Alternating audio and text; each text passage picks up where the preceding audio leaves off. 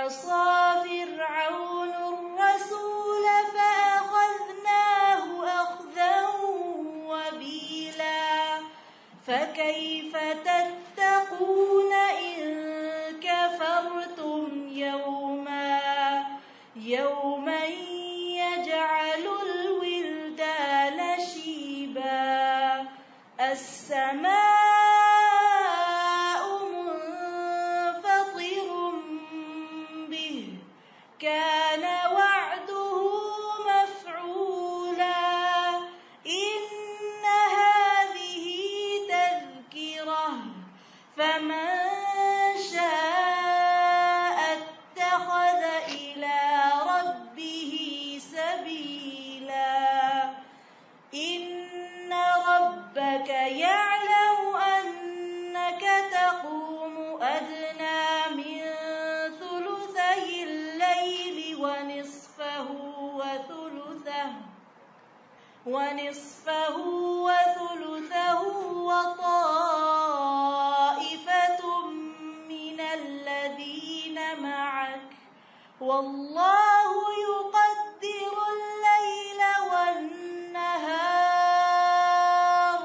علم أن لن تحصوه فتاب عليكم فاقرؤوا ما تيسر من القرآن علم أن سيكون منكم مرضى وآخرون يضربون في الأرض يبتغون من فضل الله وآخرون يقاتلون في سبيل الله فاقرؤوا ما تيسر منه وأقيموا الصلاة وآتوا الزكاة وأقرضوا الله قرضا حسنا وما تقدموا لأنفسكم من خير تجدوه عند الله هو خيرا وأعظم أجرا واستغفروا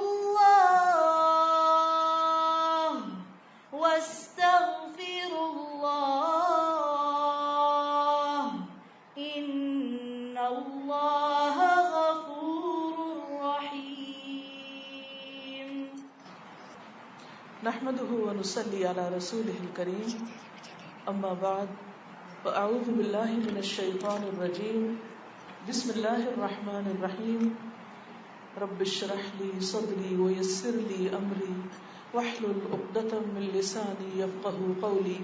معزز خواتین، آج کی اس شام کے لیے گفتگو کا جو عنوان میں نے چنا ہے وہ ہے صبر. حقیقت یہ ہے کہ اس دنیا اور آخرت کی کامیابی کے لیے جو ضروری صفت ہر انسان کو چاہیے وہ صبر ہے. لیکن ہم سب اپنی زندگی میں جس چیز کی بہت زیادہ کمی پاتے ہیں وہ صبر ہے. اس کی کئی ایک وجوہات ہوتی ہیں، لیکن اگر ہم واقعی جو کوئی بھی وقت ہمیں ملتا ہے کسی بھی کام کے لیے اس سے بھرپور استفادہ کرنا چاہتے ہیں تو اس کے لیے صبر کرنا ہوگا. کسی بھی چیز میں کامیابی کے لیے صبر چاہیے. مثلا دنیا کو کوئی امتحان ہے، آپ نے بہت سی ڈگریاں کی، ہر امتحان کو آپ یاد کیجئے کہ اس میں کیسے بھی حالات تھے، کتنا بھی اضطراب تھا، کتنی بھی محنت آپ کو کرنی پڑی، کتنا بھی آپ تھکے، بھوکے پیاسے رہے، نیند قربان کی. ان سب چیزوں میں اصل کی کیا تھی؟ صبر. اسی طرح ہمارے ریلیشن شپس ہیں. پہلا ریلیشن شپ جو دنیا میں وجود میں آتا ہے وہ پیدائش کے بعد ماں اور بچے کا ہوتا ہے. پھر اس بنا پر باقی بہن بھائی، والدین کے والدین، ان کے بہن بھائی. پھر جب شادی ہوتی ہے تو کچھ اور ریلیشن شپس، شوہر کے رشتہ دار، والدین اور دیگر تعلق کے لوگ. ان سب کے ساتھ اگر ہم اپنے تعلقات اچھے رکھنا چاہتے ہیں، حقوق العباد کے میدان میں کامیابی چاہتے ہیں، تو بھی بہت ضروری ہے کہ ہم صبر سے کام لیں. معلوم ہم سب کو ہے، علم کی حد تک ہمیں بہت سی آیات زبانی یاد بھی ہوتی، احادیث کا بھی ہمیں پتہ ہوتا ہے، ان کا معنی بھی جانتے ہوتے ہیں. اور اب تو ماشاءاللہ جدھر دیکھو لوگ قرآن کا ترجمہ یاد کر رہے ہیں، احادیث پڑھ رہے ہیں، دینی علوم کا بہت شوق ہو گیا ہے، معلومات بہت اکٹھی ہو گئی. لیکن اس کے باوجود صبر کی کمی نظر آتی ہے، معاملات میں خرابی نظر آتی ہے. اس کی کیا وجہ ہے؟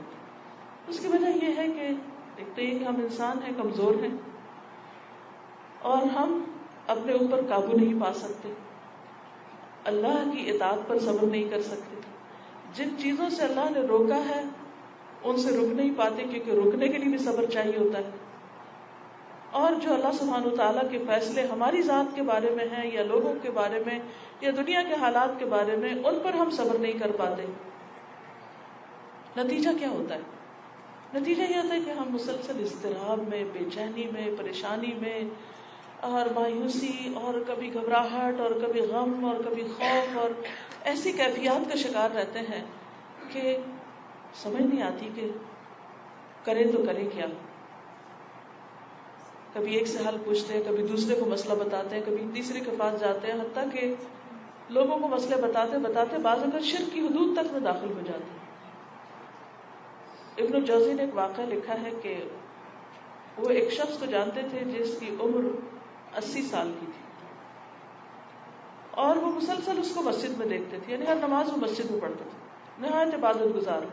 لیکن جب اس کا بیٹا فوت ہوا تو وہ کہنے لگا کہ عبادت کا کچھ فائدہ نہیں، دعائیں قبول نہیں ہوتی، اگر دعا قبول ہوتی تو میرے ساتھ ایسا نہ ہوتا، یعنی میرا بیٹا نہ فوت ہوتا.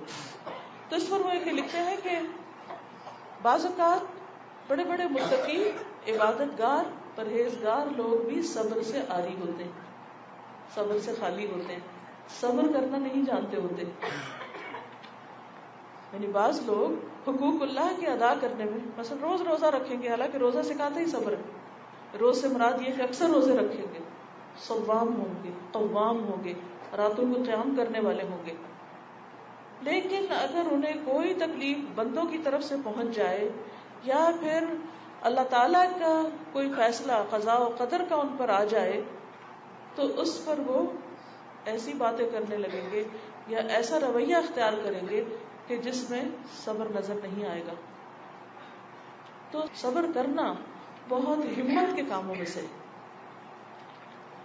اور صبر کے ساتھ ہی کامیابی بھی ہے.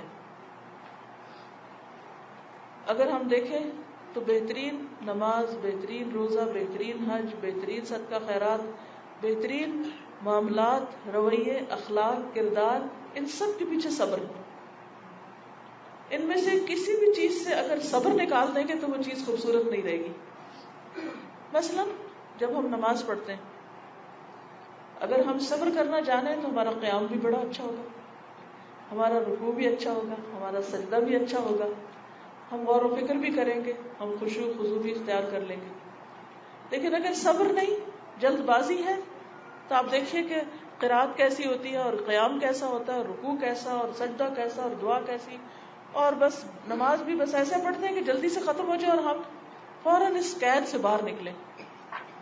تو کس چیز کی علامت ہے؟ بے صبری کی. اگر صبر ہو تو ہماری پوری نماز کے اندر ایک خود بخود ٹھہراؤ آ جائے، سکون آ جائے، سکینت ہو.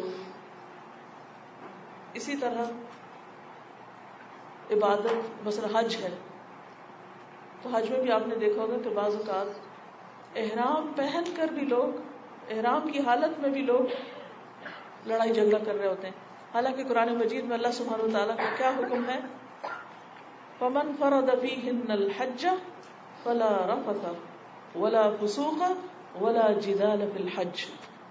لیکن بعض لوگ احرام کی یہ پابندیاں برداشت نہیں کر پاتے. وجہ کیا ہوتی ہے؟ ریزن کیا ہوتی ہے؟ بے صبری. رفث، فسوق، جدال، سب کے پیچھے بے صبری ہے. اسی طرح آپ دیکھیے کہ ہم مثلا صدقہ خیرات کرتے ہیں یا کوئی خفیہ نیکی کرتے ہیں اور پھر اپنے منہ سے خود ہی بتا دیتے ہیں لوگ اور دکھاوا کر بیٹھتے ہیں اور کیے کرائے میں پانی پھیر دیتے ہیں. کسی کو نہیں پتا ہوتا کہ ہم نے کوئی نیکی کی. لیکن جس وقت کوئی یہ دیکھے کہ ہم مثلا ہمارے بارے میں یہ سوچے یا کچھ کہے کہ ہم بہت بخیل ہیں, ہم سخاوت نہیں کرتے, یہ سخی نہیں, کہ کسی کو کچھ لیتے دیتے نہیں, حالانکہ دے رہے ہوتے ہیں. جو ہی ہم پر کوئی الزام لگاتا ہے تو ہم کہتے ہیں میں تو بتاتی ہوں میں کیا کیا کرتی ہوں, ساری نیکیاں کھول کے رکھ دیتے ہیں.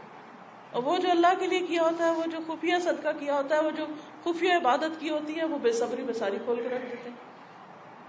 اسی طرح کسی کا عیب چھپانا, کسی کی غلطی کو معاف کرنا, جیسے کسی کے اندر بہت بڑی کوئی خرابی دیکھی اس پہ درگزر کر جانا, اسے معاف کر دینا, اس کا کسی سے ذکر نہ کرنا. بعض اوقات ہم دل میں رکھتے ہیں, چھپائے رکھتے ہیں, نہیں بتاتے, لیکن بعض اوقات جلد بازی میں ایک دم منہ سے نکال دیتے ہیں ہاں میں جانتی ہوں فلاں کو. کوئی اس کسی کی تعریف کرے جس کی برائی ہمیں پتا ہو کہ فلاں شخص بہت اچھا ہے, اس کی یہ اچھائی ہے, یہ اچھا, ایسا اچھا کرتا ہے, اور ہمارے دل میں آنے لگتا ہے اچھا اس کی اتنی تعریف ہونے لگی, ہاں اچھا تو بہت ہے لیکن کچھ اور چیزیں بھی ہیں جو آپ کو نہیں پتا جو مجھے پتا ہے. اور پھر ہم وہ بولنے لگتے ہیں اور اس طرح کسی کا عیب اچھال دیتے ہیں. کون انسان ہے جو کامل ہے یا پرفیکٹ ہے؟ ہر ایک کی غلطی ہے, خامی ہے. اگر ہم اپنی خامیوں سے خوب آگاہ ہیں, اگر ہمارے اندر خامی ہے تو اوروں کے اندر بھی ہو سکتی. اپنے بارے میں کیا چاہتے ہیں کہ ہمارے عیب ڈھکے رہیں, لیکن کسی کا عیب چھپانا ہمارے دل میں نہیں ٹھہرتی بات. کسی کا راز ہو, کسی کی امانت ہو, کچھ بھی ہو, کیوں کھول بیٹھتے ہیں؟ کیوں وعدے نہیں پورے کر پاتے؟ ریزن کیا ہے؟ صبر کا نہ ہونا.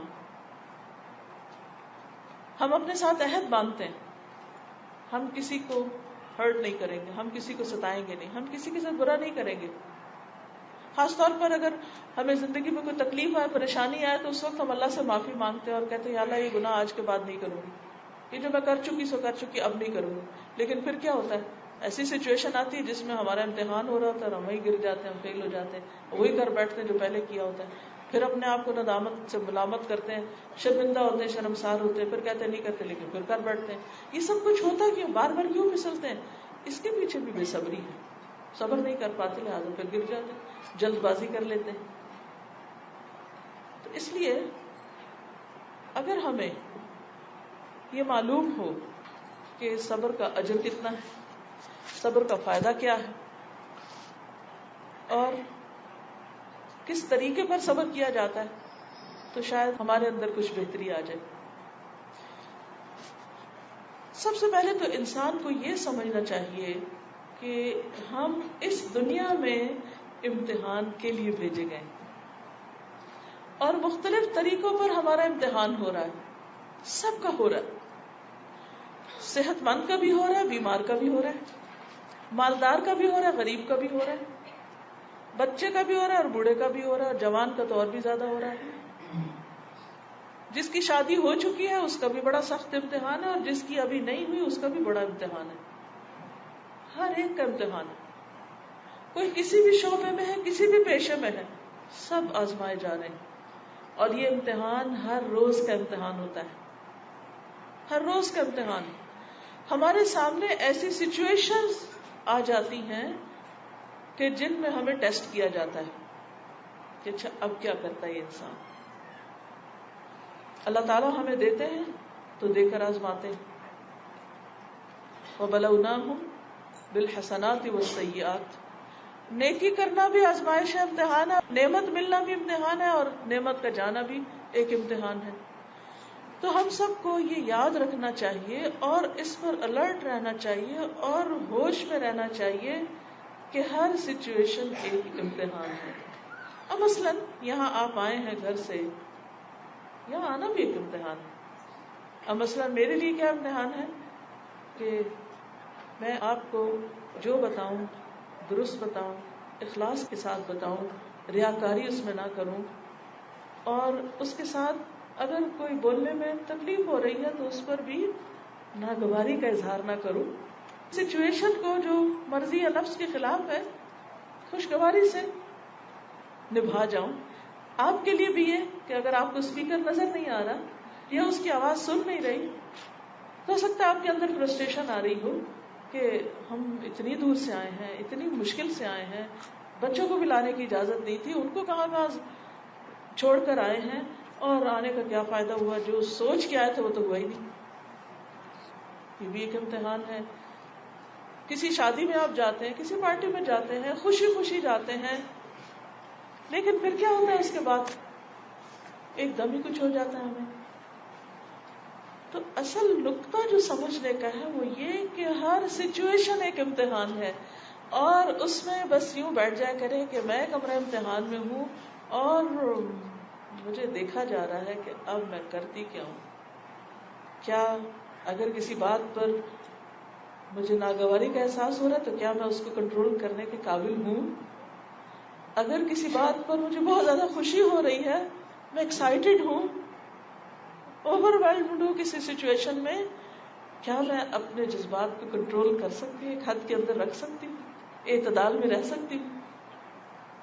اسی طرح کوئی بھی چیز, مثلا آپ صبح اٹھتے ہیں, آپ رات کو سوچ کے سوتے ہیں کہ میں صبح تہجد کے لیے اٹھوں, آنکھ بھی کھل جاتی, اب آپ نہیں اٹھ پا رہے, وجہ کیا ہے؟ سستی. اچھا, پھر جسٹیفیکیشن اپنے آپ کو دے لیتے, وہ رات دیر سے سوئے تھے نا, وہ ایسا ہو گیا تھا نا, ویسا ہو گیا تھا, اور آج میری طبیعت کچھ بھاری, کر کرا کے وقت گزار دیتے ہیں. کیا تھا اصل میں؟ وہ رات کو دیر سے سونا بھی کسی خاص وجہ سے ایک امتحان تھا نا, اور صبح اٹھنا بھی ایک امتحان ہو گیا. پھر اسی طرح آپ اٹھتے ہیں, آپ نے پورے دن کی ایک پلاننگ کی ہوتی ہے, اپنے گھر کا ایک نقشہ بنایا ہوتا ہے, ہر ایک ٹائم ٹیبل ہوتا ہے نا, آپ سب کی ایک روٹین ہوتی ہے. صبح اٹھتے ہی اچھا بچوں کو ناشتہ دینا ہے, ایسا کرنا ہے, ایسا کرنا ہے, ایسا کرنا ہے. اب آپ صبح اٹھتے ہیں تو آپ دیکھتے ہیں کہ وہ ایک بچہ اٹھ ہی نہیں رہا آج, کیا بھائی اس کو بخار ہو گیا. اب ایک طرف آپ کا کام پڑا, اب ایک طرف اس کو بخار, میاں کو جاب پہ جانا ہے اور اس کی دوائی لانے والا کوئی نہیں, اور ابھی گھر میں کام بھی ہے, اور شام کو کچھ لوگوں نے بھی آنا ہے. اچھا, اب وہ ساری سچویشن مل کے آپ کے اندر کیا کرتی ہے؟ ایک اضطراب پیدا کر دیتی ہے. اچھا, اب وہ کوئی بھی آپ کو نہیں دیکھ رہا, گھر میں آپ اکیلے ہیں, بچہ بیمار پڑا, اسے دیکھ رہے ہیں اور آنسو بہا رہے ہیں, کام کو سوچ رہے تو پریشانی ہو رہی, اعصاب آپ کے تنے ہوئے, غصے میں خود ہی بڑبڑا بھی رہے. پھر کیا کرتے, کسی کو فون لے کے آدھا گھنٹہ باتیں کر کے وقت ضائع کر کے, آج یہ ہو گیا, یہ ہو گیا, یہ ہو گیا, یہ ہو گیا, ایک کہانی, یہ تو روز کی بات ہے, اس میں کسی کو سنانے کا قصہ کیا ضرورت ہے. تو یہ بھی نہیں دیکھتے کہ اگلے پتہ نہیں کیا اگلے کا کام ہوگا, اور اگر وہ نہ سنے بات, وہ معذرت کرے کہ میں اس وقت کسی کام میں ہوں, اور غصہ.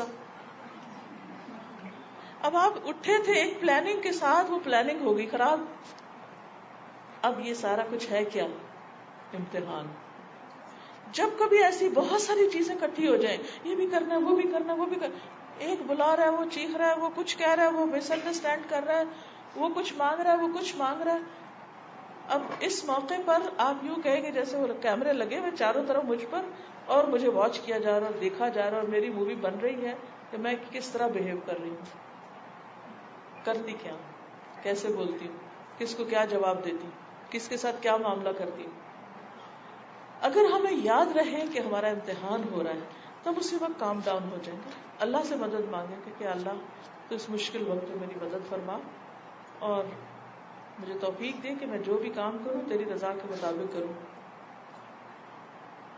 اگر آپ نے خود کو سنبھال لیا اس وقت اللہ کے اذن سے, اللہ کی مدد سے, ٹھہر گئے, ہوش میں رہے, جلد بازی نہیں کی, غصہ نہیں کیا, شیطان کے وسوسوں کا شکار نہیں ہوئے, تو کیا ہوگا؟ آپ فوراً اپنی ترتیب بدلیں گے. پہلے جو آپ نے رات سوچ کے سوئے تھے نا ترتیب, کہ اتنی دیر میں کوکنگ ہو جائے گی, اتنی دیر میں یہ, اتنی دیر, وہ اب اوپر نیچے ہو گیا, اتل پتل ہو گیا.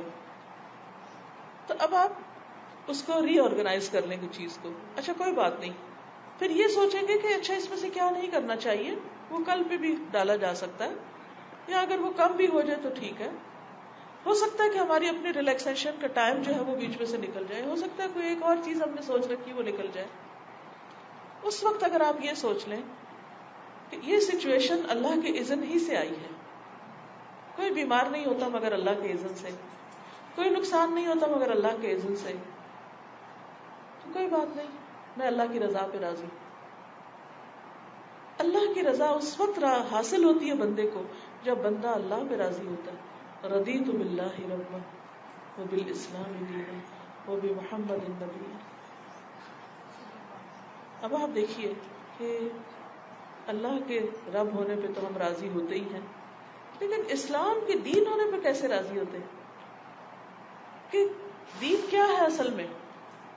دین ہے عمل کا نام، کہ اس موقع پر مجھے کرنا کیا ہے، اور اس چیز کی اہمیت کو سمجھتے ہوئے، اللہ کا حکم سمجھتے ہوئے اسے کر لینا، چاہے مرضی کے خلاف ہی کیوں نہ ہو، چاہے نفس کے خلاف ہی کیوں نہ ہو۔ پھر آپ دیکھیے کہ ہماری بے صبری کے اور مواقع کیا ہوتے ہیں جب کوئی ہمارا شکریہ ادا نہیں کرتا، جب کوئی ہمارے کام کو اکنالج نہیں کرتا۔ اب ایسا ہی ایک دن تھا کہ صبح سے آپ تھک گئے، بچے کو بھی دیکھ رہے ہیں، یہ بھی کر رہے ہیں، وہ بھی شوہر گھر آتے ہیں، بجائے اس کے کہ شکر گزار ہوتے کہ تم نے اتنے کام کیے، وہ کسی چھوٹی سی بات پر زور سے بول پڑتے۔ اب آپ بھرے ہوئے تھے، آپ بھی پھوٹ پڑے، صبح سے جو صبر ہو رہا تھا وہ سارا گیا۔ تو جیسے حدیث میں آتا ہے نا، الصبر عند الصدمۃ الاولی، صدمے سے مراد صرف کسی کا فوت ہونے کا صدمہ نہیں، جس کو کہتے ہیں نا ہرٹ ہونا، صدمہ اس وقت بھی ہوتا ہے جس وقت کسی نے ہمیں ہرٹ کیا۔ تو صدمۃ الاولی، پہلی چوٹ جو ہمیں لگی، اس وقت اگر ہم نے کنٹرول کر لیا، کیونکہ صبر کا معنی کیا ہے؟ حبس، روک لینا، کنٹرول کر لینا۔ اس وقت اپنی زبان کو روک لینا، اپنے جذبات کو روک لینا، ایسے ریئیکشن سے خود کو بچا لینا جو اللہ سبحانہ و تعالیٰ کو پسند نہ ہو۔ دو لفظ اگر یاد رہیں، الحبس والکف، عربی کے لفظ ہیں۔ صبر کس کو کہتے ہیں؟ حبس کہتے ہیں، روک لینا، اور کف بھی اسی کو کہتے ہیں۔ کف ایسے تو ہتھیلی کو کہتے ہیں، یعنی اپنی زبان کو بھی روک لینا، اپنے ہاتھ کو بھی روک لینا، یعنی اپنے جوارح کو بھی، یعنی ہمارا آؤٹ لک ہے، اس سب کو کمپوز کر لینا، اس سب کو کام کر لینا اور رک جانا، جلد بازی سے پرہیز کرنا، غضب اور غصے میں آنے سے خود کو روک لینا، بدگمانی سے روک لینا، ججمنٹل ہونے سے خود کو روک لینا، یعنی کہ فوراً ججمنٹل نہیں ہونا کہ اچھا یہ تھا، ہاں یہ وجہ ہوگی، یعنی ہم فوراً بدگمانی کا گھوڑا دوڑاتے ہیں اور خود سے خود کچھ کنکلوژن کر کے پھر اس کا نتیجہ بھی خود ہی بتا دیتے ہیں، حالانکہ بات وہ نہیں ہوتی۔ ہم کہتے نہیں ہماری آنکھوں نے دیکھا، چاہے ہماری آنکھوں نے دیکھا ہو، بعض اوقات پھر بھی ہم غلط نتیجے میں پہنچے ہوتے ہیں۔ تو یہ تمام چیزیں جو ہیں صبر سے تعلق رکھتی۔ ہم سب جانتے ہیں کہ حفت الجنت بالمکارہ، جنت ناپسندیدہ چیزوں سے گھیر دی گئی۔ اگر آپ امیجنیشن میں یہ سمجھے کہ جنت وہ پہاڑ کی چوٹی پر ہے، ٹاپ پر ہے، اور آپ جس بھی راستے پہ سے جاتے ہیں، مشرق کی طرف سے جائیں، مغرب کی طرف سے جائیں، شمال سے جائیں، جنوب سے جائیں، جس چاہے راہ سے جائیں، مکارے ہی مکارے۔ مکارے کا مطلب ہی کہ ناپسندیدہ چیزیں آئیں گی راستے میں، بہت ناگوار ہوگی۔ تو جنت کا حصول ممکن ہی نہیں جب تک ہم ان مکارہ پر صبر نہ کریں۔ کچھ چیزیں اندر سے ہوتی ہیں، کچھ باہر سے ہوتی ہیں، کچھ ہمارے اپنے نفس کی ٹیمپٹیشنز ہوتی ہیں، کچھ اپنی خواہشات ہوتی ہیں، کچھ ایسی چیزیں ہم خود کرنا چاہتے ہیں کہ جن کو ہمارا دل چاہ رہا ہوتا ہے اور وہ اللہ کی نافرمانی کی ہوتی ہے۔ اس نافرمانی سے رک جانا، اب اندر کے مثلاً بدگمانی سے رک جانا، شیطان تو وسوسے ڈالے گا لیکن آپ اس کو جھٹک دیں، اندر سے برے برے خیالات اٹھیں گے، اور آپ نے دیکھا ہوگا کہ جب وسوسے آنے لگتے ہیں تو پھر اس کی زد میں سارے ہی آ جاتے ہیں۔ بعض اوقات اللہ تعالیٰ کی ذات کے بارے میں شک ہونے لگتا ہے، بعض اوقات دین پر شک ہونے لگتا ہے کہ اچھا یہ سب کچھ سچ ہے، کیا واقعی یہ سب اللہ ہی کی طرف سے آیا ہے؟ حالانکہ ہمیں یقین ہوتا ہے لیکن اچانک کچھ شلغار شروع ہو جاتی۔ صحابہ کرام کے ساتھ بھی کیفیت ہوتی تھی، وہ کہتے ہیں کہ یا رسول اللہ صلی اللہ علیہ وسلم بعض اوقات ہمیں ایسے خیالات آتے ہیں کہ ہم چاہتے ہیں کہ جل کے کوئلہ ہو جائے لیکن ایسا خیال ہمارے دل میں نہ آئے. لیکن شیطان کی پوری کوشش ہوتی ہے کہ وہ انسان کے اندر کچھ نہ کچھ ایسی چیز ڈال دے. انسان توبہ استغفار بھی کرتا ہے, اللہ کی پناہ میں بھی اپنے آپ کو دیتا ہے, سب کچھ کرتا ہے, لیکن وہ بھی کیا ہے, اندر سے ایک فتنہ اٹھ جاتا ہے. پھر خواہشات کا, اللہ کے حرام کردہ امور, جیسے خواہشات میں بہت بولنے کی خواہش ہوتی ہے بعض اوقات, اور فضول باتیں کرنے کی. اگر ہم سب اپنی ہی باتوں پہ غور کریں کہ ہم کیا کہہ رہے ہیں, کیوں کہہ رہے ہیں, مقصد کیا ہے, کسی کا اس سے فائدہ کیا ہے, اور ہمارا اپنا اس میں کتنا نقصان ہے, تو شاید ہماری گفتگو آدھی رہ جائے, اور اس آدھی کا جو ٹائم بچے اس سے ہم اور بہت مفید چیزیں کر لیں. یعنی بہت سی چیزیں ہم صرف اس لیے کہہ رہے ہوتے ہیں کہ ہمارا دل چاہ رہا ہوتا ہے کہنے کو, حالانکہ وہ کسی کے بھی فائدے کی نہیں ہوتی. تو جو کامیاب لوگوں کا کرائٹیریا قرآن مجید میں بتایا کہ وہ کیا ہے, قد افلح المؤمنون الذین هم فی صلاتهم خاشعون والذین هم عن اللغو معرضون. فلاح پا گئے مومن, یقیناً فلاح پا گئے مومن جو اپنی نمازوں میں خشوع اختیار کرتے ہیں, جو لغو سے پرہیز کرتے ہیں. اور لغو کیا ہے, بیکار چیز جس میں کسی کا کوئی فائدہ نہیں, اس سے وہ اعراض برتتے ہیں, یعنی اس میں ان کو دلچسپی نہیں ہوتی. لیکن بعض اوقات ہی سیڈ شی سیڈ, اس کی تمہیں پتا ہے اس نے کیا کہا, اس نے کیا کیا. اچھا بعض اوقات کیا ہوتا ہے کہ کچھ باتیں ایسی ہوتی ہیں کہ جو ہم صرف دل کی تسلی کے لیے کر رہے ہوتے ہیں, حالانکہ ان کی کوئی بھی ضرورت نہیں ہوتی. اچھا مثلاً ہم اگر کہیں گئے تو پھر ہم سارا ذکر کریں گے, گاڑی آنے میں 5 منٹ دیر ہو گئی, پھر میں گاڑی پر بیٹھ گئی, پھر میں نے ڈرائیور سے کہا گاڑی تیز چلاؤ, پھر وہ تیز نہیں چلا رہا تھا, پھر میں اس پہ غصہ ہوئی, پھر بیچ میں اشارے آ گئے, پھر وہ ہم غلط راستہ مڑ گئے, پھر وہ صحیح ہم چلے, پھر ہم اتنے منٹ لیٹ پہنچے, پھر ہم اتنی دیر وہاں یہ کیے, پھر اس کے بعد یہ کھایا, اچھا اس میں فلاں چیز یہ تھا وہ تھا, پھر ہم واپس آئے. واٹ از آل دس؟ اس گفتگو کا کیا معنی ہے اس کی کوئی ضرورت؟ کچھ بھی ضرورت نہیں. لیکن ہم بہت دفعہ اسی قسم کی گفتگو کر رہے ہوتے ہیں. ہمیں بعض اوقات حیرت ہوتی ہے کہ اگر یہ سارا کچھ جو فرشتہ لکھ کے ہمارے آگے رکھ دے, اقرأ کتابک کفا بنفسک الیوم علیک حسیبا, اپنی کتاب پڑھو, آج اپنا حساب لگانے کے لیے تم خود ہی کافی ہو. بلیو می, اگر ایک دن کی صرف باتیں ہم اپنی ریکارڈ کر لیں اور شام کو ان سب کو بیٹھ کے لکھیں, پھر اپنے بچوں کو دیں, ذرا آپ بھی پڑھو, آپ بھی پڑھو, آپ بھی پڑھو, کیا واقعی ہمارا اعمال نامہ اس قابل ہے کہ قیامت کے دن ہم یہ کہہ سکیں اقرأ ہاؤ مقرأ کتابیہ, آؤ میرا اعمال نامہ پڑھو, انی ظننت انی ملاق حسابیہ, مجھے یقین تھا کہ میرا حساب ہوگا. ما یلفظ من قول الا لدیہ رقیب عتید, کوئی لفظ اس کی زبان سے نہیں نکلتا مگر ایک حاضر باش فرشتہ نگران فوراً لکھنے کو تیار بیٹھا ہے. ہم سی بھی کرتے نا, وہ بھی لکھ لیتے ہیں. تو ان سب چیزوں کا بھی کنٹرول کیسے ممکن ہے؟ صبر کے ذریعے.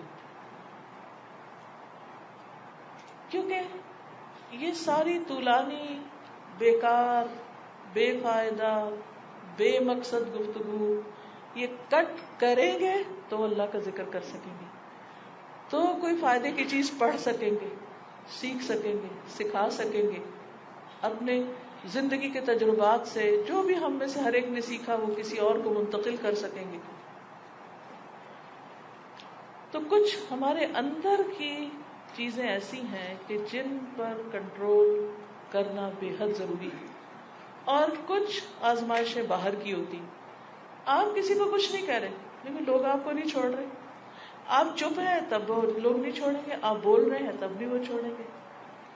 آپ کچھ اچھی نیت سے کہہ رہے ہیں, وہ آپ کو کچھ اور غلط فہمی کا شکار ہو کے کچھ اور اس کا بات کا بتنگڑ بنا دیں گے. کسی حال میں بھی معاف نہیں کرتے. تو اس میں کیا ہے, اعتدال کی راہ ہے, ضرورت کے تحت بولا جائے, بات کی جائے, اگر کوئی غمزدہ ہے تسلی اس کی کرا دی جائے، اگر کوئی دکھی ہے اس کا دکھ دور کر دیا جائے، اگر کسی کی کوئی کنفیوژن ہے اس کو دور کر دیا جائے.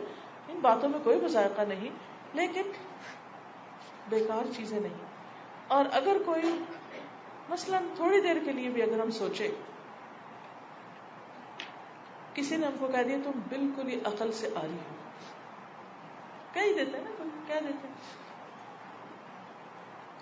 تمہیں تو بات کرنے کا سلیقہ نہیں. اچھا کیا ہو جائے گا اگر کسی نے کہہ دیا؟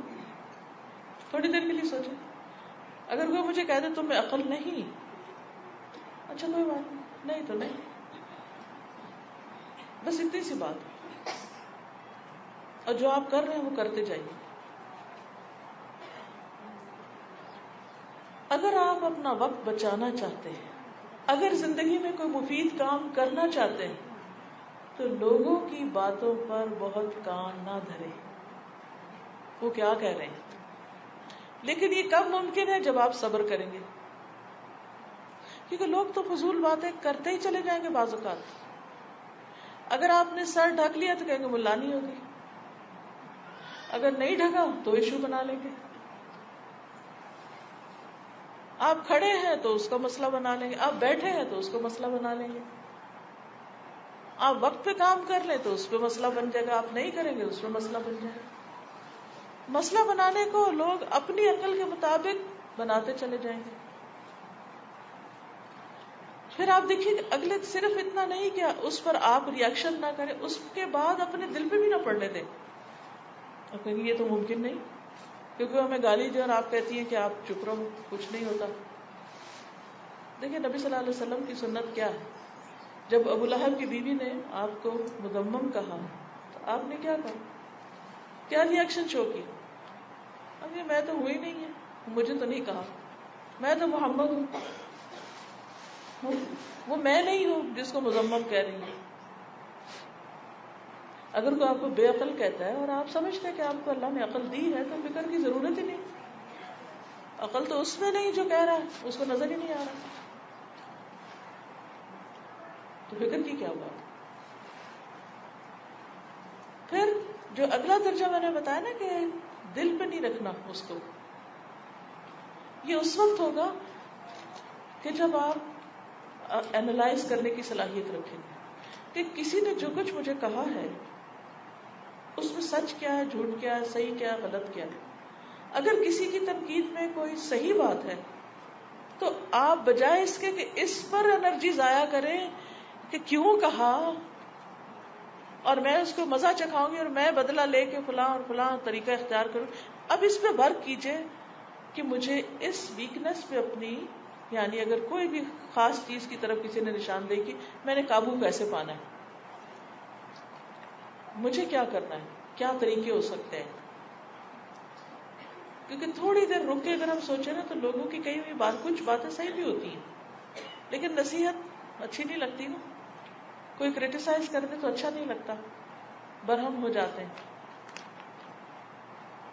پھر آپ دیکھیے کہ جب دل پہ ایسے کوئی بوجھ آ بھی جائے کسی کی بات سے تو اس کو جمنے نہ دیں، نکالنے کی کوشش کریں، سسٹم سے باہر کریں. غصے کا علاج کیا بتایا گیا؟ کھڑے ہیں بیٹھ جائیں، بیٹھے ہیں تو لیٹ جائیں، پوزیشن چینج کریں، جگہ چھوڑ دیں، اپنے آپ اپنا دھیان بانٹیں، کسی اور کام میں خود کو مصروف کر لیں. اور ہم دیکھیں گے کہ تھوڑی دیر کے بعد آپ ٹھیک ہو جائیں گے. بعض اوقات جیسے ایک کام، جیسے میں ایک ٹیچر بھی ہوں تو میں بتاتی ہوں اسٹوڈینٹس کو، ایک دفعہ بتاتی ہوں، دوسری دفعہ، تیسری دفعہ، ان کو سمجھ نہیں آتی تو غصہ بھی آتا ہے. بعض اوقات لکھنا ہوتا ہے تو میں اس طرح کرتی ہوں کہ جب کسی کی بات پر مجھے لکھ کے کمنٹ کرنا اور اس پر غصہ بھی بہت آ رہا ہو تو میں لکھ کے چھوڑ دیتی ہوں، بھیجتی نہیں. لکھتی ضرور ہوں، چاہے غصے میں لکھ لیتی ہوں، چھوڑتی نہیں، لیکن بھیجتی نہیں، روک لیتی ہوں. پھر میں کہتی ہوں اگلے دن دیکھتی ہوں اب بھیجوں. پھر کہتی ہوں اچھا اس کا کیا فائدہ ہوگا. اور الحمدللہ وہ جو پہلا ابال ہوتا ہے نا، اگر اس کے اندر تھوڑا سا رک جائے نا جیسے آپ دیکھیے کہ پانی کا شدید پریشر آ رہا اور آپ کو بہانے لگے تو آپ کیا کرتے ہیں؟ تھوڑی دیر اس وقت اپنے آپ کو بس روک لیتے کہ کسی طرح مجھے یہ رسی جو میں نے پکڑی ہوئی اس کا چھوڑنا نہیں. تو اللہ کی رسی کو پکڑ لیں, اللہ سے مدد مانگے, اس وقت نہ چھوڑیں. تھوڑی دیر کے بعد وہ پانی کا پریشر آہستہ آہستہ آہستہ کم ہو جائے گا, اور جب وہ کم ہوگا تو انشاءاللہ تعالیٰ آپ ٹھیک ہو جائیں گے. اچھا, پھر ایک اور چیز یہ ہوتی ہے کہ ہم ایک بار صبر کرتے ہیں, 2 بار کرتے ہیں, تیسری بار نہیں ہوتا, چھٹ جاتا ہے پھر. اچھا, اس وقت پھر ہم کہتے ہیں ہم تو ہیں ہی فیلئر, ہم نہیں یہ کر سکتے, یہ کسی اور کا نسخہ ہے, ہمارے لیے نہیں ہے. یہ بھی شیطان کی چال ہے. اس وقت یہ نہیں سوچنا کہ نہیں, پہلے 2 دفعہ بھی تو کیا تھا نا, وہ بھی تو میں ہی تھی, تو اگر میں 2 دفعہ کر سکتی ہوں اور 1 دفعہ نہیں ہے تو پھر دوبارہ کرتی ہوں. مایوسی نہیں. حضرت یعقوب علیہ السلام نے اپنے بچوں کو جب مصر روانہ کیا تو کیا کہا تھا؟ لا تیأسوا من روح اللہ, اللہ کی رحمت سے کبھی مایوس نہ ہو. کیوں؟ یہ بات اس لیے کہہ رہی ہوں کہ ہمیں اور غصہ کہاں آتا ہے؟ بچوں کی بدتمیزیوں میں, جب بچے بات نہیں مانتے, جب بچوں کو 10 دفعہ کہتے ہیں دائیں ہاتھ سے کھا, وہ پھر الٹے ہاتھ سے کھا رہے ہیں. ان کو کہتے بیٹھ کے پانی پی, وہ کھڑے ہو کے پانی پینا شروع کر دیں. اس وقت انسان کہتا ہے کہ 10 دفعہ ایک بات کہی ہے, سمجھ کیوں نہیں آتی؟ نہیں, ہو سکتا ہے 11ویں دفعہ سمجھ آ جائے. 11ویں دفعہ ہونے دیں, کوئی بات نہیں, اس وقت اگنور کر دیں. ہم ایک دفعہ کہتے ہیں نماز پڑھو, نہیں پڑھتے. ہم شوہر کو کہتے ہیں مسجد جاؤ, نہیں جاتے. پھر کہتے ہیں مسجد جاؤ, نہیں جاتے. پھر ہم کو غصہ آ جاتا ہے, پھر وہ چیخنا شروع کر دیتے ہیں. پھر اس وقت وہ خاموشی سے اٹھ کے چلا بھی جائے تو کیا فائدہ, اگلے دن پھر وہ نہیں جائے. ہم سمجھتے ہیں ہماری کامیابی ہوگی چیخنے چلانے سے, تو کامیابی نہیں ہوتی. اس وقت تھوڑی دیر کے لیے وہ سچویشن چینج ہو جاتی ہے, وہ حقیقت میں چینج نہیں ہوتی, کیونکہ غصہ تو شیطان کی طرف سے ہوتا ہے, اور اس غصے میں ہم جو بولتے ہیں اس کا نتیجہ کچھ ضروری نہیں کہ اچھا ہو. تو ایسے میں ہم بار بار گریں گے, بار بار غلطی کریں گے, ہم بھی اور ہمارے بچے بھی اور ہمارے آس پاس کے لوگ بھی, ہمارے شاگرد بھی, ہمارے استاد بھی, ہمارے بہن بھائی بھی, جتنے بھی ریلیشن شپس ہیں, سب میں کچھ نہ کچھ کمی بیشی, بدگمانی, غلط فہمی, کچھ نہ کچھ ہو جائے. اچھا, اس وقت بعض اوقات ہم غصے میں کہتے ہیں آج کے بعد تو میں فلاں سے بولوں گی نہیں, میں اس کی شکل نہیں دیکھوں, میں اس گھر میں نہیں رہوں گی, میں ایسا نہیں کروں گی, میں ویسا نہیں کروں گی. حالانکہ کیا ہوتا ہے, وہ ساری غصے میں باتیں کرنے کے بعد جب غصہ اترتا ہے پھر ہم کہتے ہیں نہیں چلو کوئی بات نہیں, چھوڑو, ٹھیک ہے, پھر ہم ویسے ہی ہو جاتے. تو پھر اس وقت تھوڑا سا اپنی زبان کو اگر ہم کنٹرول کر لیں اور اپنے فیصلوں کو ذرا سا پوسٹ پون کر دیں اور ڈیسیژن لیٹر آن چھوڑ دیں, تو انشاءاللہ تعالی حالات بہتر ہو سکتے ہیں. صبر کے لیے ایک اور بہت اچھا طریقہ یہ ہے, صبر کا طریقہ سیکھنے کے لیے, کہ ہم نیک لوگوں کی صحبت اختیار کریں. ایسے لوگوں کے ساتھ اٹھنا بیٹھنا کریں کہ جن کے اندر صبر ہے, جن کو صبر کرنا آتا ہے. ایسے لوگوں کے ساتھ جب انسان اپنے آپ کو جما کے رکھتا ہے تو پھر انسان کو صبر کرنا آسان ہو جاتا ہے. ایسے لوگ جن کا اپنے رب پر بھروسہ ہوتا ہے, جو اپنے رب پر توکل کرتے ہیں, جن کی عملی زندگی میں صبر کی مثالیں ملتی ہیں, ان کے صرف عمل کو دیکھ کے ہم صبر کر سکتے ہیں, کیونکہ جیسی صحبت ہو ویسا ہی رنگ چڑھتا ہے. اگر ایسے لوگوں میں آپ اٹھتے بیٹھتے ہیں جو صبر کرنا جانتے ہیں تو آپ بھی سیکھ جائیں گے. اور پھر یہ بھی یاد رکھیے کہ صبر اللہ کے اذن سے ہوتا ہے, اور صبر کے ارادے سے صبر ہوتا ہے. وَمَن يَتَصَبَّرْ يُصَبِّرُهُ اللَّهُ, اگر آپ ارادہ کر لیں گے کہ میں نے کرنا ہے تو اللہ تعالیٰ آپ کو صبر دے دے گا. لیکن اگر آپ یہی جملہ دہراتے رہے, میں صبر نہیں کر سکتی, میں صبر نہیں کر سکتی, اب میری بس ہو گئی, اب نہیں صبر ہوتا, کیونکہ بہت سے لوگ کہتے ہیں اب نہیں صبر ہوتا, ساری زندگی صبر کی, اب نہیں ہوتا. نہیں, جیسے صبر صدمے کے شروع میں بھی, اسی طرح صدمے کے آخر میں بھی, کیونکہ ساری زندگی کرنے کے بعد اب نہیں ہوتا تو وہ تو کیے کرائی پونجی جمع سب ختم کر دی. پھر آپ دیکھیے کہ ایک صبر ہوتا ہے بدنی, ایک ہوتا ہے نفسی, ایک ہوتا ہے اختیاری, اور ایک ہوتا ہے اضطراری. یہ 4 قسمیں ہوتی ہیں. بدنی یعنی جسمانی تکلیفوں پر صبر، جس میں جسم سے صبر کیا جاتا ہے. پھر ہوتا ہے نفس، اپنے اندر نفس کو کنٹرول کرنا. پھر ہوتا ہے اختیاری، یعنی کہ اپنے معاملات اپنے کنٹرول میں لے کے اپنی چوائس کے ساتھ صبر کرنا. اور ایک ہوتا ہے اضطراری، کہ مجبوراً کرنا پڑتا ہے کیونکہ اور کوئی رستہ ہی نہیں. تو اجر کس پہ؟ اختیاری پہ یا اضطراری پہ؟ اب مثلاً کوئی ایسا شخص آپ پہ ظلم کر رہا ہے کہ جس کو آپ جواب دے نہیں سکتے، کیونکہ آپ کو پتا ہے اگر آپ نے جواب دیا یہاں تو آپ کی نوکری جائے گی. اب یہ صبر جو آپ کر رہے ہیں تو یہ کیا ہے؟ اضطراری، مجبوری کا صبر ہے. تو یہ صبر یہ سیکھنے کی چیز ہے کہ اگر ہم اضطراری کر سکتے ہیں تو اختیاری بھی کر سکتے ہیں. یعنی کہیں مجبوری سے کرتے ہیں تو اس کا مطلب ہے کہ جہاں مجبوری نہیں وہاں بھی ہو سکتا ہے. بعض اوقات اپنے بڑے کے مقابلے میں کر لیتے ہیں لیکن اپنے چھوٹے کے مقابلے میں نہیں کر سکتے. اپنے والدین کے سامنے پھر بھی چپ ہو جائیں گے، یا شوہر کے سامنے پھر بھی چپ ہو جائیں گے، وہ بچوں کے سامنے، بچوں کے معاملے میں آپ دیکھیے کہ وہ معصوم ہماری بے صبری کا کیسا کیسا نشانہ بنتے ہیں. یعنی مائیں بعض اوقات ان کو بے وجہ ڈانٹتی، بے وجہ پٹائی بھی کر رہی ہوتی، بے وجہ ان کے اوپر الزام لگا رہی ہوتی، سب کی فرسٹریشن ان پہ جا کے نکلتی. تو کیا اس ظلم کے بارے میں نہیں پوچھا جائے گا؟ ٹھیک ہے، اللہ نے ان کی باغ ڈور ہمارے ہاتھ میں دی ہے اور ہمیں ان کی تربیت کرنا اور تربیت کے لیے ڈسپلن سکھانا اور بعض اوقات غصہ کرنا یا ان کو سزا دینا وہ بھی ضروری ہوتا ہے. لیکن وہ ایک بیسک نارم نہیں ہونا چاہیے، وہ بوقت ضرورت ہونا چاہیے.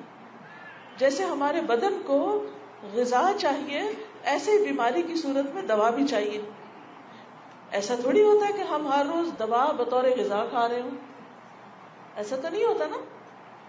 دوا کسی شدید بیماری کی صورت میں ہم لیتے ہیں اور عام حالات میں غذا.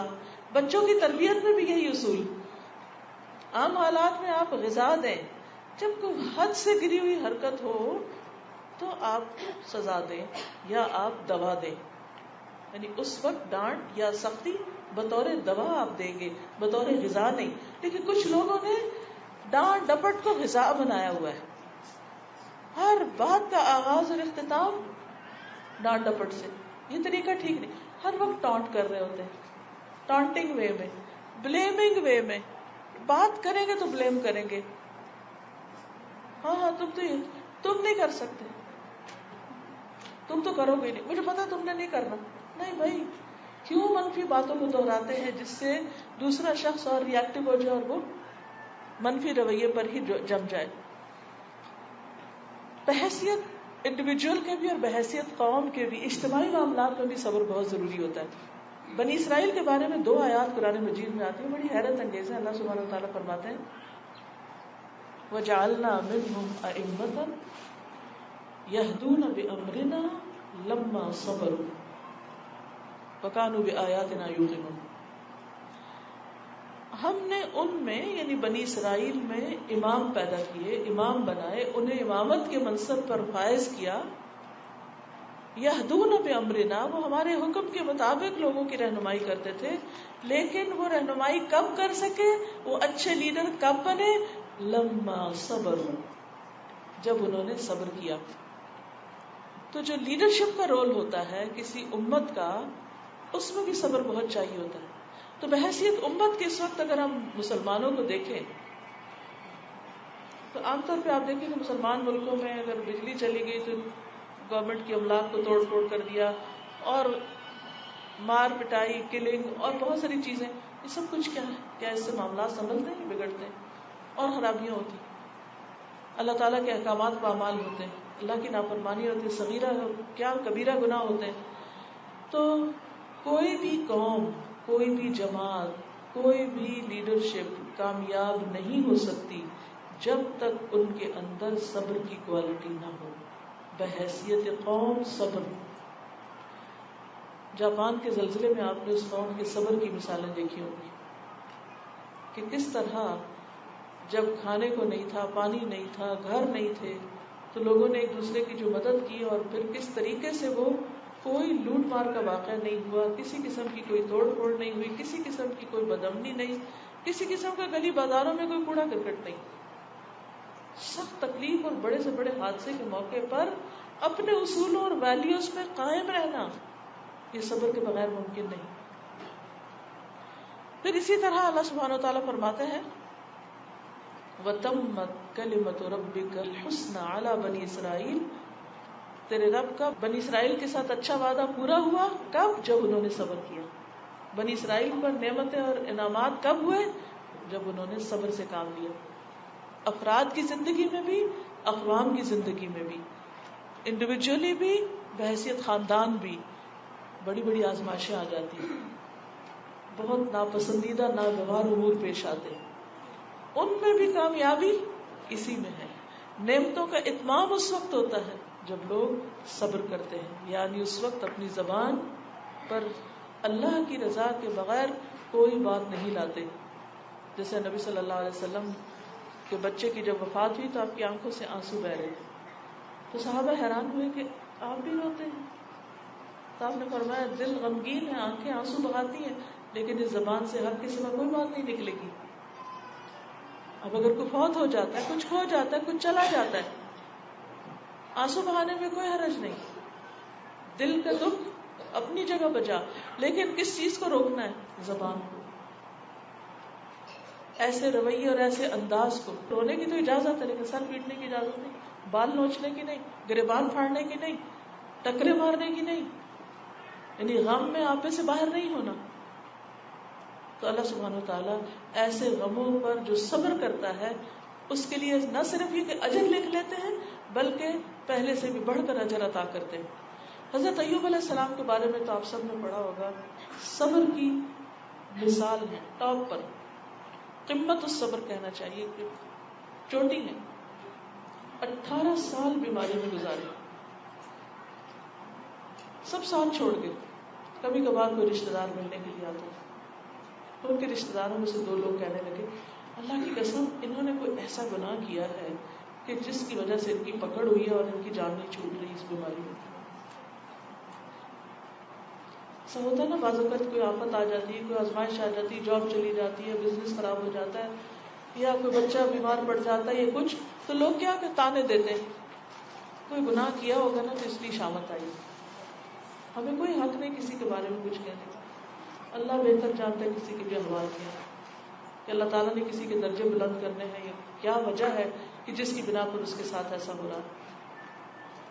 اب آپ دیکھیے، اور ان کا جواب کتنا اچھا تھا، وہ غصے میں نہیں آئے.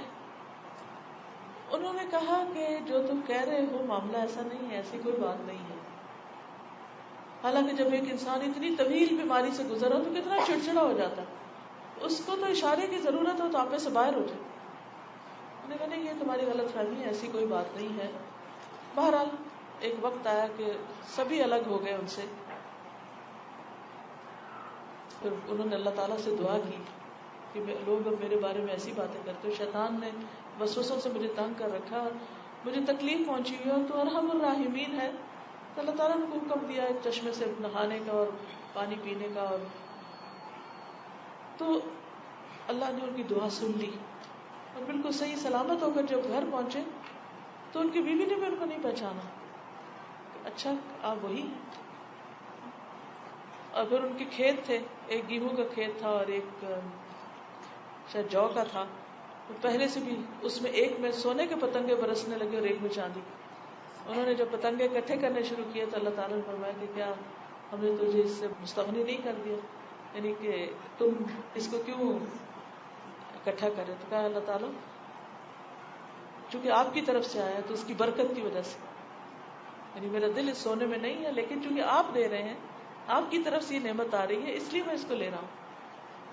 تو بعض اوقات ایسا ہوتا ہے لوگوں کی بڑی بڑی غلط فہمیاں ہوتی ہیں، لوگ ہمیں جھوٹا قرار دیتے ہیں، لوگ الزام تراشی کرتے ہیں، لوگ کیسی کیسی باتیں کرتے ہیں. ایسے میں انسان کو اپنے رب کی طرف رجوع کرنا چاہیے. حضرت عائشہ رضی اللہ تعالیٰ عنہ نے کیا کیا جب ان کے اوپر واقع آپ سب نے پڑھا ہے. وہ سچی تھی نا، صدیقہ تھی، کوئی احتجاج نہیں کیا کسی سے، اپنے رب کے ساتھ ہی اپنے رب ہی کی طرف رجوع کیا. کس طرح اللہ سبحانہ وتعالیٰ نے ان کی برات میں آیات نازل کی. جو سچا ہوتا ہے اللہ تعالیٰ اس کی سچائی ثابت کر دیتا ہے. اللہ تعالیٰ کسی محسن کا اجر ضائع نہیں کرتا. تو کسی بھی مشکل وقت میں اللہ کی طرف رجوع کرنا چاہیے کہ اللہ تو ان کو سچ دکھا, تو ان کو حق دکھا, تو ان کی غلط فہمی دور کر دے, اور تو مجھے صبر دے کہ میں اپنی زبان سے اور اپنے عمل سے کوئی ایسا کام نہ کروں جو تیری رضا کے خلاف جائے. پھر آپ دیکھیے کہ سورۃ العصر میں اللہ تعالیٰ کیا فرماتے ہیں, والعصر ان الانسان لفی خسر الا الذین آمنوا وعملوا الصالحات وتواصوا بالحق وتواصوا بالصبر. یعنی اس سے پتہ یہ چلتا ہے کہ صرف خود صبر کرنا ہی کافی نہیں, بلکہ دوسروں کو بھی صبر کی تلقین کرنی چاہیے. کیونکہ انسان جس وقت کسی غم میں ہوتا ہے یا کسی تکلیف میں ہوتا ہے تو وہ کمزور پڑ جاتا ہے, اس وقت اس کو ایک مورل سپورٹ کی ضرورت ہوتی ہے. تو ہمیں دکھ, غم, پریشانی کے وقت میں دوسروں کی پریشانی میں اضافے کی بجائے ان کے غم کو ہلکا کرنے کی کوشش کرنی چاہیے. لیکن ہمارا طرز عمل کیا ہوتا ہے, جب کوئی فوت ہو جاتا ہے تو ہم تعزیت کیسے کرتے ہیں؟ ہم جا کے ایک ایک چیز کی تفصیل پوچھتے ہیں, اور اچھا پھر اس کو کینسر ہو گیا, اچھا تو پھر اس کو درد تو نہیں ہوتی تھی, اچھا تو پھر اس کا زخم کتنا تھا, اچھا تو پھر یہ کیا ہوا, اچھا تو پھر وہ آخری وقت کیسا تھا, تو پھر وہ کیسا, تو پھر وہ کیسا.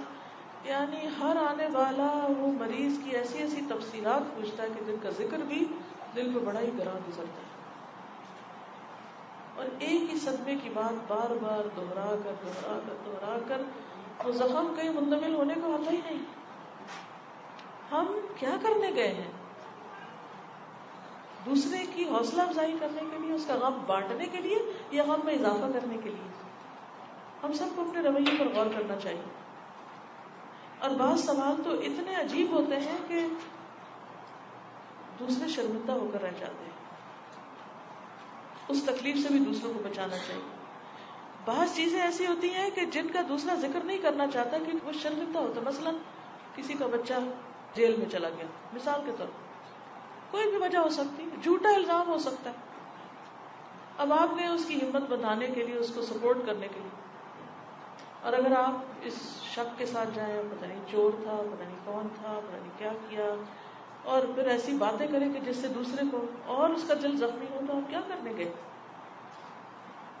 تو ہم سب کو اتنی سینس, عقل, سمجھ, شعور اور طریقہ آنا چاہیے کہ ہم کوئی ایسی بات نہ کریں کہ جس سے دوسرے کے صدمے میں اضافہ ہو, دوسرے کی تکلیف میں اضافہ ہو. کیونکہ ہمیں ایسے موقع پر شیطان کا مددگار نہیں بننا.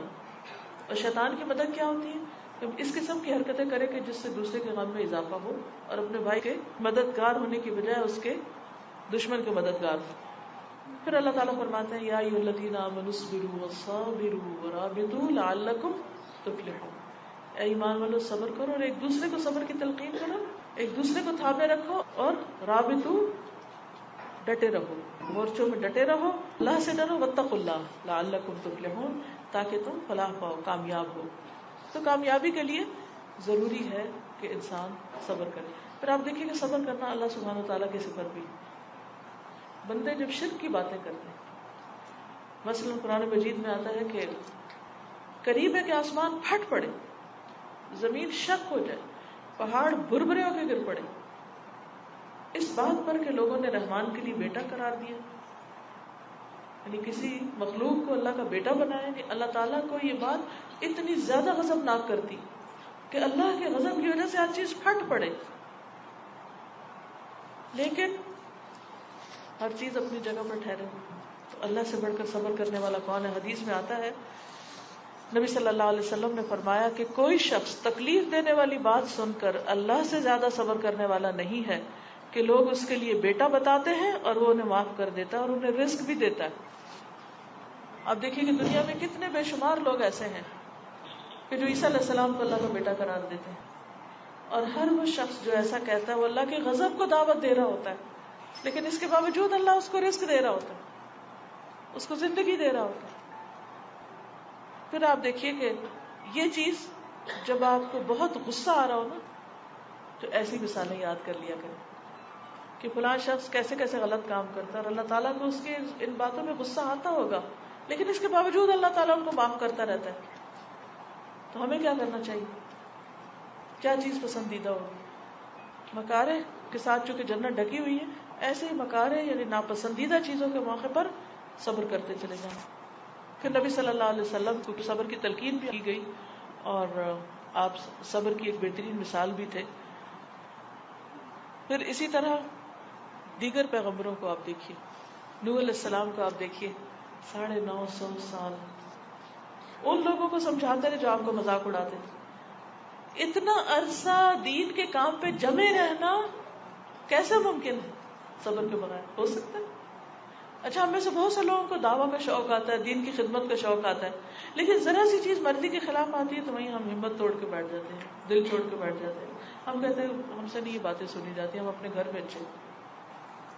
کسی کو حق بات بتا نہیں سکتے اس ڈر سے کہ وہ ہمیں باتیں بنائیں گے یا وہ ہمیں ڈانٹ دیں گے یا ناراض ہوں گے یا سنیں گے نہیں یا ہماری ناقدری کریں گے، تو ہم خیر کی بات ان کو نہیں بتاتے.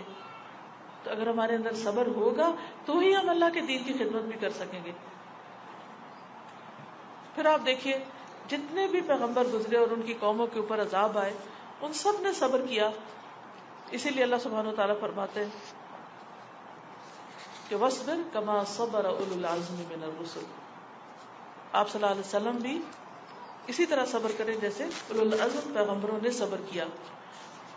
ایک چیز جس سے بہت فائدہ ہوتا ہے کہ انسان کو جب صبر کے فائدے پتہ چلتے ہیں تو صبر کرنا آسان ہو جاتا ہے. صبر کا سب سے بڑا فائدہ کیا ہے کہ اللہ کی مدد نصیب ہوتی. ان اللہ جب آپ سمجھے نا لوگ آپ کو چھوڑ گئے، آپ تنہا ہو گئے، کوئی نہیں ہے آپ کا، نہ ماں باپ ہے، نہ اولاد ہے، نہ شوہر ہے، کوئی بھی نہیں. ہوتا نا کبھی انسان ایسی مصیبت میں آتا ہے کہ یوں لگتا ہے کہ تنہا رہ گئے، تو آپ سوچا کریں نہیں میں تنہا نہیں ہوں، میرے ساتھ میرا اللہ. حسبی وکفا سمع اللہ لمن دعا. جو اللہ سے مانگتا اللہ اس کی سنتا ہے. وہ سن رہا ہے، کوئی نہیں سن سکتا، کوئی نہیں جان سکتا، میرا رب جانتا ہے. وہ میری کیفیات، میری ضروریات، میرے احتیاجات ہر چیز سے واقف ہے. لوگ مس انڈرسٹینڈ کر سکتے، رب کو میری حقیقت پتا ہے. جب یہ خیال آئے گا کہ اللہ میرے ساتھ ہے تو صبر بھی آ جائے گا کہ میں بے صبری کر کے اللہ کی مدد سے دور نہیں ہونا چاہتی. دوسری چیز یہ کہ فرشتوں کی مدد آتی ہے جب انسان صبر کرتا ہے. جنگ بدر میں کیا ہوا؟ ان تصبروا وتتقوا ويأتوكم من فورهم هذا يمددكم ربكم ب5,000 من الملائكة مسومين.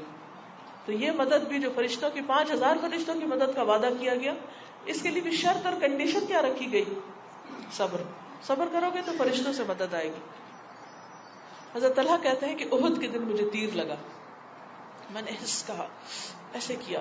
عام طور پہ ایسا تھا چوری لگے، کانٹا چبھے، کچھ ہو، ذرا سی کو چوٹ لگے. نبی صلی اللہ علیہ وسلم نے فرمایا اگر تم بسم اللہ کہتے تو فرشتے تمہیں اٹھا لیتے اور لوگ دیکھ رہے ہوتے. یعنی اللہ کا نام لیتے. تو اس سے کیا پتا چلتا ہے کہ صبر اس وقت ہوتا ہے جب انسان کو اللہ کی یاد اور اللہ کا ذکر آتا ہے. پھر صبر کرنے والوں کے لیے خوشخبری ہے، وبشر الصابرین، خوشخبریاں. تو جب انسان کو صبر کرنا پڑے تو سب انسان کہے کہ اللہ کی طرف سے میرے لیے جلد ہی اچھی خبر آنے والی، گڈ نیوز آنے والی، حالات اچھے ہونے والے، بس یہ آخری امتحان ہے. پھر اللہ کی محبت نصیب ہوتی. واللہ یحب الصابرین. آپ صبر کر رہے ہیں، ہو سکتا ہے لوگوں کی نگاہ میں آپ حقیر ہوں لیکن اللہ کی نگاہ میں بہت ہی عزیز. جس کو اللہ کی محبت نصیب ہو جائے اسے کیا مشکل. پھر اسی طرح اللہ کی رحمتوں کا حصول ہوتا ہے. اللہ تعالیٰ فرماتے ہیں کہ ہم ضرور آزمائیں گے تمہیں. وَلَنَبْلُوَنَّكُمْ بِشَيْءٍ مِّنَ الْخَوْفِ وَالْجُوعِ وَنَقْصٍ مِّنَ الْأَمْوَالِ وَالْأَنفُسِ وَالثَّمَرَاتِ وَبَشِّرِ الصَّابِرِينَ الَّذِينَ إِذَا أَصَابَتْهُم مُّصِيبَةٌ قَالُوا إِنَّا لِلَّهِ وَإِنَّا إِلَيْهِ رَاجِعُونَ أُولَٰئِكَ عَلَيْهِمْ صَلَوَاتٌ مِّن رَّبِّهِمْ وَرَحْمَةٌ وَأُولَٰئِكَ هُمُ الْمُهْتَدُونَ. ایسے صدموں میں صبر کرنے والوں پر اللہ کی نوازشیں ہیں، رحمتیں ہیں، کیونکہ اللہ کی رحمت کے بغیر صبر نہیں ہو سکتا. اور رحمت، خصوصی رحمت، اور ایسے ہی لوگ ہدایت یافتہ ہیں. ہدایت کی نعمت بھی صبر کے ساتھ ہی ملتی ہے.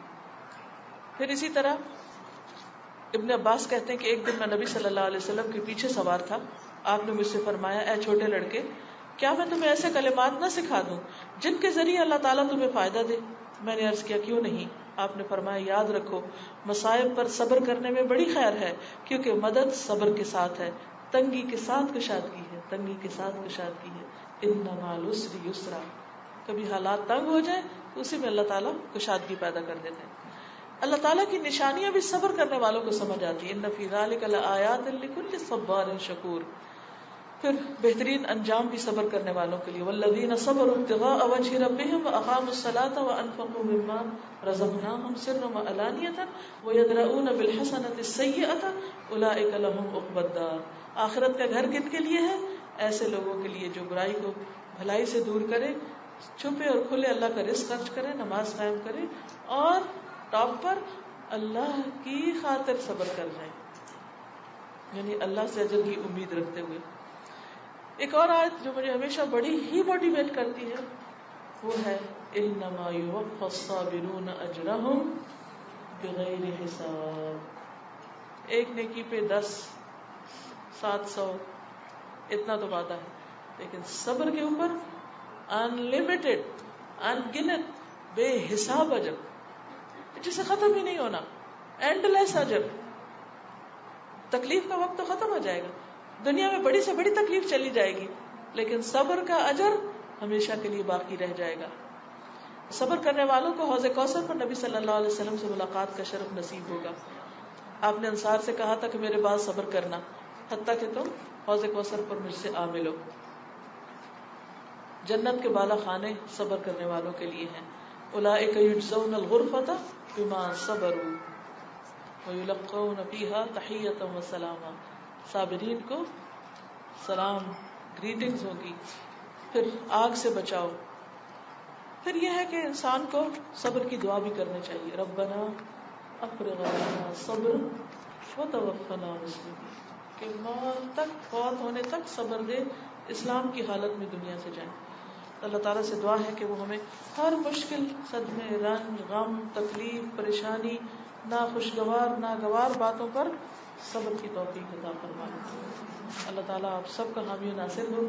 اللہ کرے کہ ہمیں آج کی اس مجلس سے اتنا فائدہ ضرور پہنچے کہ یہاں سے نکلنے کے بعد جو پہلی ناخوشگوار چیز سامنے آئے اس پر روک لیں. اب ہم سب ایک اور امتحان میں جا رہے ہیں, کیونکہ جب گھر جائیں گے اور پھسل چکے ہوں گے پھر یاد آئے گا آج تو لیکچر ہی صبر پہ تھا. کہ کئی دفعہ میرے اپنے ساتھ یہ ہوا ہے کہ ایک چیز بتا کے آتی ہوں, عہد کر کے اٹھتی ہوں اب نہیں کرنا, اسی دن اتنا بڑا ٹیسٹ آتا ہے کہ ہلا مارے جاتے ہیں, پھر روک لیتے ہیں اپنے آپ. کرتے کرتے کرتے پھر اللہ تعالیٰ کی مدد آتی ہے. جب انسان نیت اور ارادہ کر لیتا ہے تو اللہ تعالیٰ ضرور مدد کرتا ہے. اللہ تعالیٰ ہم سب کا حامی و مددگار ہو. آپ سب کو اللہ تعالیٰ بہترین جزا دے, دنیا اور آخرت کی بھلائیاں نصیب کرے. یہاں آنے بیٹھنے بہترین استفادے کی جو توفیق دی اللہ تعالیٰ اس میں اور برکت ڈالے اور آپ کو مزید سیکھنے کے بہترین مواقع عطا فرمائے. اور اللہ تعالیٰ ہم سب کو جنت میں اکٹھا کرے. سبحانک اللہم و بحمدک نشہد ان لا الہ الا انت نستغفرک و نتوب الیک. السلام علیکم ورحمۃ اللہ وبرکاتہ.